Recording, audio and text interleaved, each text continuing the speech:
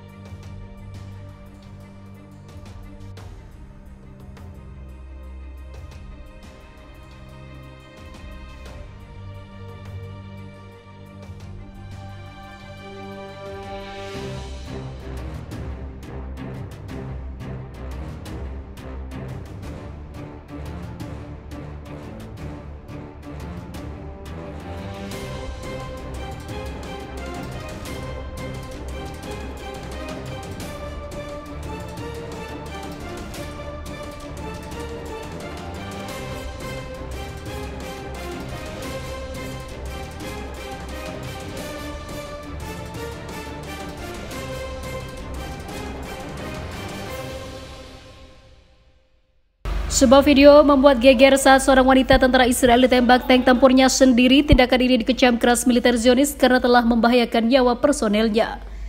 Dalam laporan yang dilansir Viva Militer dari Russia Today, sebuah video diunggah di akun X resmi menunjukkan insiden tersebut. Tentara wanita Israel itu terlibat berdiri tepat di sisi moncong tank tempur pasukan Zionis. Beberapa saat kemudian ledakan keras terlihat di laras meriam tank yang menembakkan amunisinya. Sang prajurit wanita yang menutup telinganya seketika terpental jatuh akibat getaran tembakan tank. Aksi itu diyakini sebagai sebuah demonstrasi yang ternyata menimbulkan kecaman sebab hal itu sangat dilarang dalam regulasi militer. Sementara itu, pasukan lawan bertertawa karena melihat kebodohan para tentara Israel. Pasca peristiwa ini, IDF langsung melakukan investigasi mendalam. Dalam pernyataannya, militer Israel memastikan akan menjatuhkan hukuman kepada para prajurit yang terlibat dalam insiden itu. Demonstrasi yang membahayakan nyawa personel dipastikan IDF sebagai tindakan yang menyimpang dari instruksi keselamatan institusi tersebut. Apakah Anda benar-benar perlu menginstruksikan seseorang untuk tidak berdiri di depan tank yang sedang menembak? Bunyi pernyataan pasukan pertahanan Israel. Hukuman akan dijatuhkan. Itu adalah insiden serius dan sepenuhnya menyimpang dari instruksi keselamatan IDF. Lanjut pernyataan tersebut. Malu, Israel tutup jumlah tentara yang luka dan tewas dalam perang melawan Hamas. Ternyata faktanya mengejutkan. Militer Israel telah menutupi data jumlah tentaranya yang terluka dalam perang melawan Hamas dan kelompok perlawanan Palestina dan juga korban yang tewas.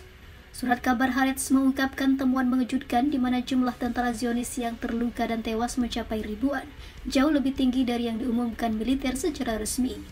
Temuan surat kabar itu merujuk pada catatan rumah sakit.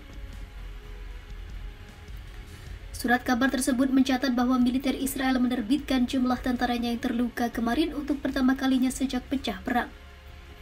Israel hanya menyatakan bahwa ada 1.593 tentara yang terluka selama periode itu.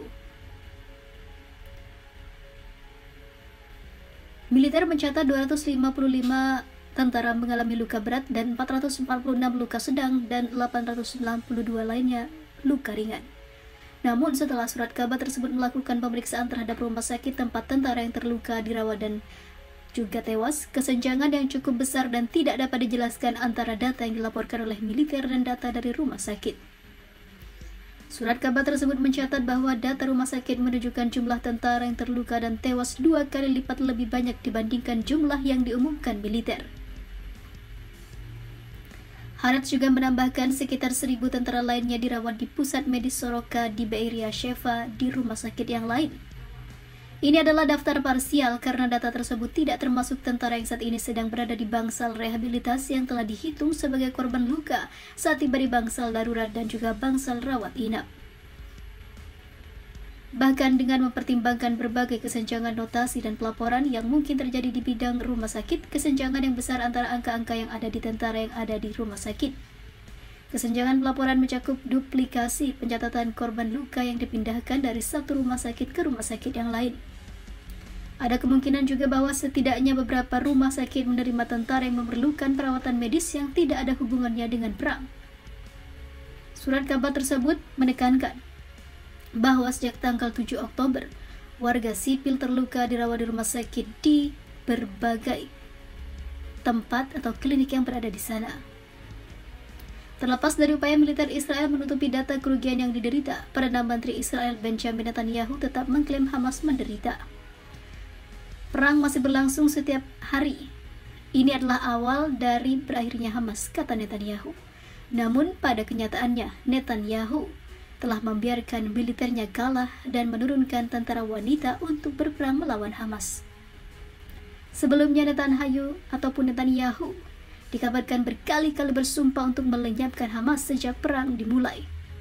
Alih-alih berhasil mewujudkan sumpahnya, pemimpin Israel itu jadi bulan-bulanan kecaman karena perang Israel di Gaza justru menargetkan warga sipil dan telah merugikan Israel hingga triliunan rupiah.